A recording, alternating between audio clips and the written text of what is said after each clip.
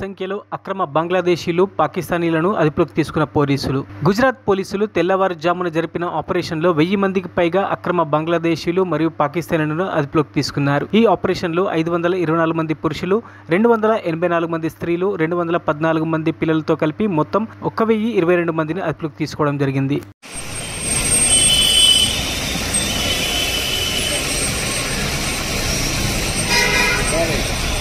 जम्मू काश्मीर में आतंकी हुमला बाद ऑपरेशन बांग्लादेशी કરવામાં આવ્યું છે.